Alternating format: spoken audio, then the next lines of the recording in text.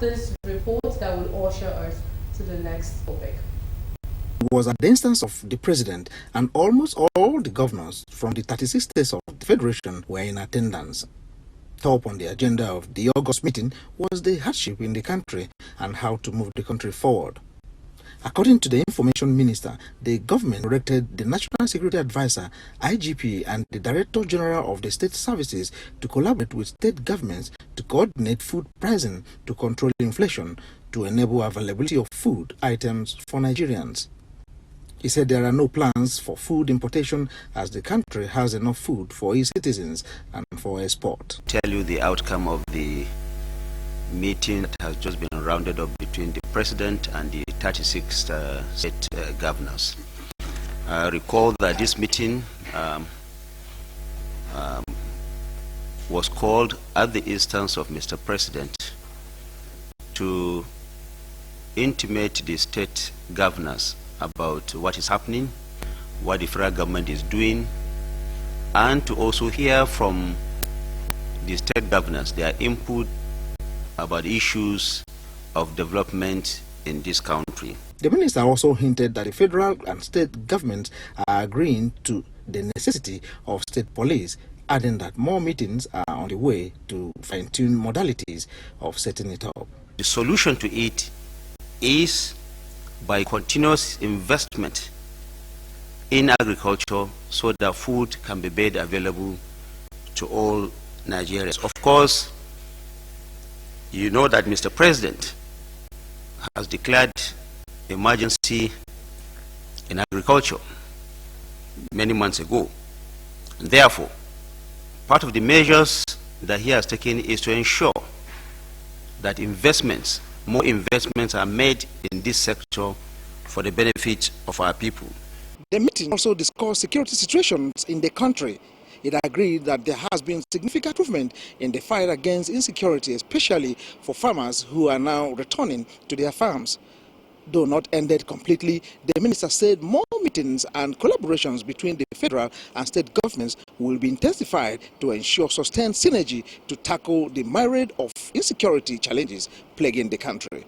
To the studio. So our second topic for today, we saw that the federal government, alongside the government of the 36 states, are considering the creation of state police. Yes, and we also saw that the Senate will on Tuesday receive for first reading a state police bill, and the bill was sponsored by a former Deputy Senate President Ike Ekweremadu, seeking to establish the Federal Police, State Police, National Police Service Commission, National Police Council, and State Police Service Commission for the state. All right, so now, gentlemen, in your honest opinion, do you think this is a good time to begin to look into this matter of state policing in the country? Well, I mean, looking at the current security realities we have right now. I've always been a proponent of state police. But it should be to the extent that there are the roles are defined. One. Secondly, there must be areas where, there must be caveats. That if you misuse your powers beyond so, if you go beyond this level, the federal police will be obliged to move in. So you cannot say, okay, because you're state police, you now use it, you are now used by the governor or some people, influential people in the state, to harass citizens, to harass activists, to harass critics. It should not be for that purpose. Because let me tell you something. The criminality we have in society is a creation of society. It's engendered by those in power. When they loot the treasury, how do you expect that nurses will be paid better, doctors will pay better, teachers will pay better? How do we have those schools? One man allegedly carrying about 200 billion naira away. Calculate how many nurses that will take care of. Calculate how many teachers, how many schools. So, talking about state police, we should also look at the causative factors of crime. It should not be as if it's just a magic wand that you bring state police and then criminals will disappear. All we just do is just create a job for you, but you can look at the commissions. Simple problems, we want to always create a job for jobs for the boys. You're not creating why do you need commissions? You have a police service commission. Why do you need a national this and that? A federal? Why do we reason this way? All right, let's have Mr. Okay, for me, I think it's actually is because the federal policing system is a failed experiment, as we have clearly seen over the years, and of course, it's a constitutional issue. Section 214 of the Constitution makes the federal government be the only person to be able to give instructions to the police, and that's why also we know that governors, they are chief security officers of their states in name only, because the moment they give a marching order to a commissioner of police, and if there is an order from above, as the NSCDC director popularly said, the instructions of the state governor will fall flat on its face. And of course, we saw the happenings of the mechanics of this in River State of Rotimi Amechi at the time. So I feel that what the federal, I'm happy again, particularly because it is the federal government that is initiating it. We know in the principles of Baron de Montesquieu that power is not, everybody wants to take more power to himself, nobody wants to yield. And that is why the clamor for state police has always been, since the beginning, that the constitution should be amended to that effect, but it has always failed. But now it looks to the federal government that it's very, very obvious that they cannot, as one person sitting in Abuja, solve all the problems of all the far-flung areas of Nigeria. That's why they seem to be yielding to it, even though the Minister for Information said they mold it, meaning that they are considering it. They are not they are not said we are going ahead with it. And for me, that's a very, very weak double speak on this issue. They should come out straight to say yes, we are now fully in support of state police, so that the implementation of Section 9 of our Constitution, which talks about the amendment of the Constitution, will be triggered, and it will be very, very easy. The state assemblies that are going to also be affected will be able to easily go along. And I want to also take this opportunity to say that it shouldn't just be state police. They should also take the opportunity of probably a 6th constitutional amendment since 1999 to liberalize the local government. There should be local government autonomy.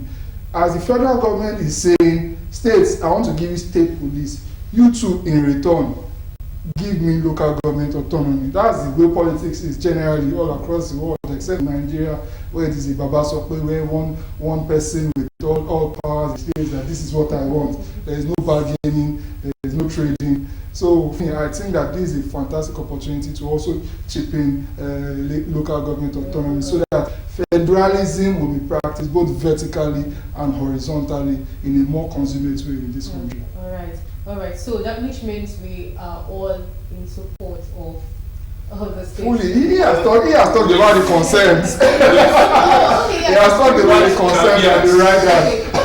Okay, Mr. Nika, before you say something, so now for this state policing, some are arguing, or some of the opinion, that it will bring law enforcement closer to the community they serve, and it will enhance the effectiveness of policing, and allow for more localized control over security matters. At least now we'll get to have people that that know the environment, or wherever it is the state that they are going to be in charge of.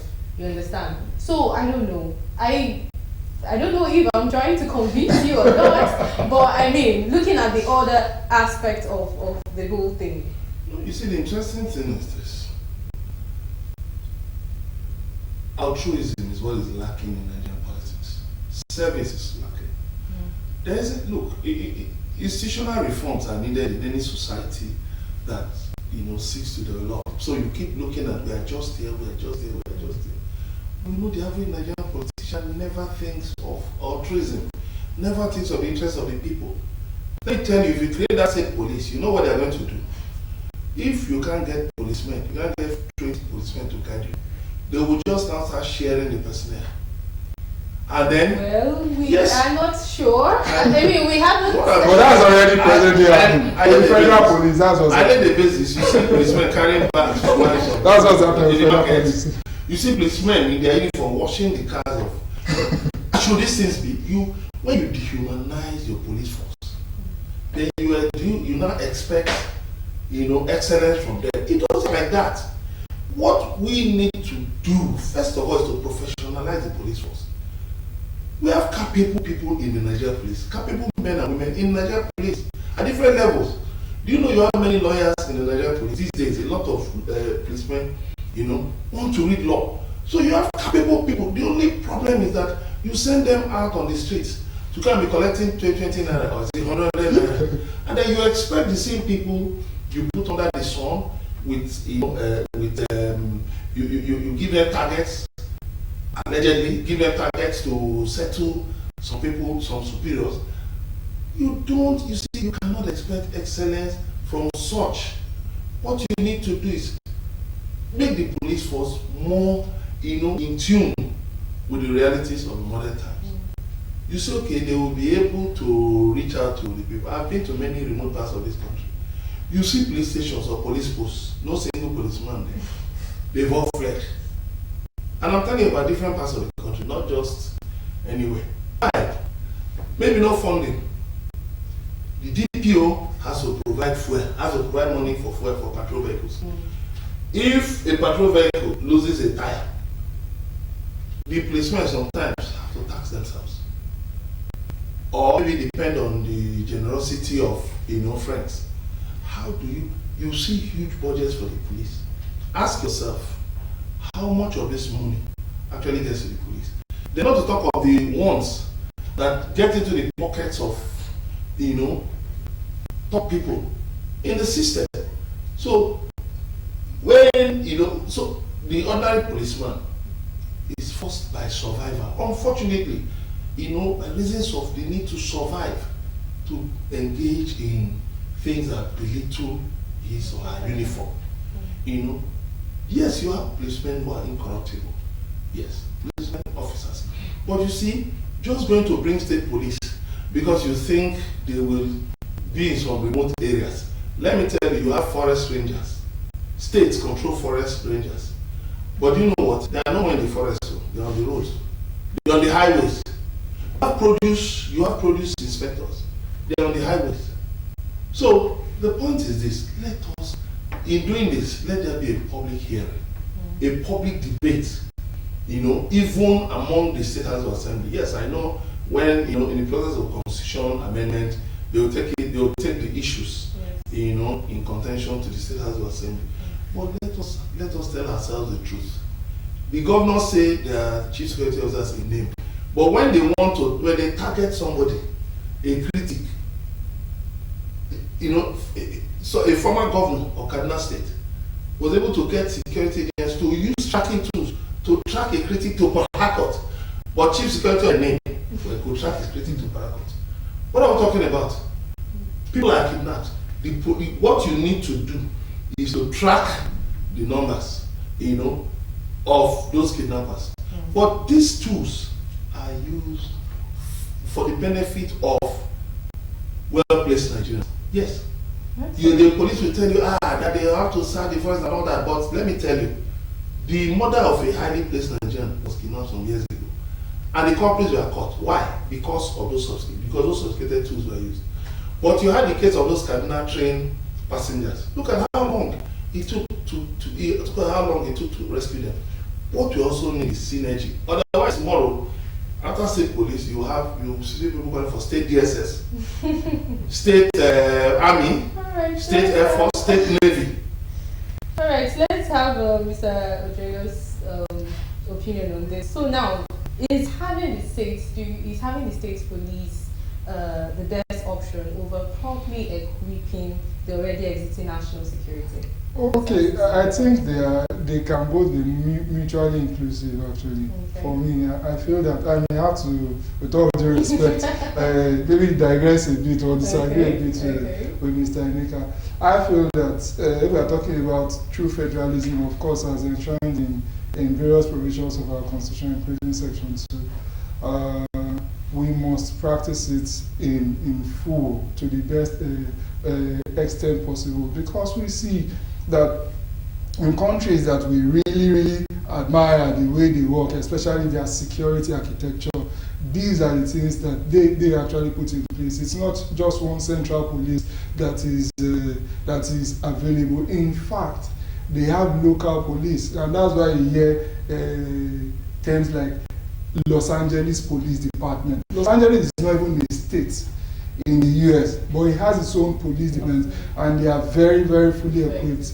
So I feel that, just like Oliver Twist, even as people are clamoring for state police, in order to rush frontally go against totally too much against Mr. Neka, my opinion would be, even after state police, we should still take it further. Yes, to have local. Yes, we should have state police support Nigerian politicians. Yes, no, and that's why I said they are both mutually inclusive. Yes, they must be professionalized. Yes, and in fact, that's much more important than even state police, because if we have a situation where the federal police, you don't know how bad it is. It's really I'm by virtue of my own work, I have dealings with them on a very regular basis. To a large extent, it is their fault. When I say it is their fault, it is the fault of the government. And when the government abdicates from its primary responsibilities, especially the funding responsibility, they will be forced to test this style. Ordinarily, a police officer is not even supposed to take as much as a tip, generous tip from a citizen. I'm not saying they should even demand. I'm saying they are not supposed to. Yes, because it's unethical. We have situations where one of the reasons why the former Prime Minister of Pakistan was found guilty recently was because he received a gift in his office. What was the gift? $2,000 something. So that's the Prime Minister of a whole nation. And we had a situation where a former minister in Nigeria, I think under the administration of Muhammadu Babangida, was prosecuted and convicted for receiving a bottle of wine. No, wristwatch and a cup of tea. Yeah. So ordinarily, the laws are there, the regulations are there to ensure that civil servants take nothing. No matter what they take by virtue of their office, they have to declare. But we now have a situation where it is a la carte, it is full business, demanding, in fact, the demand as though is their right. It's even beyond the police, so the police too do it. To a large extent, it's their fault, and to some extent too, it is because the government of the day encouraged it. He talked about the DPO and the financing. We know that I think for like 6 months they are giving 150,000 naira or something in that ballpark. What is that supposed to buy? To run a full police station without lights in police station or 24/7. Yes, but the government says, the federal government says yes, they have the light, but they don't provide it. And how are they supposed to? They're supposed to use financial engineering, aka corruption, in a manner of speak, to be able to achieve this. And it is very unfortunate.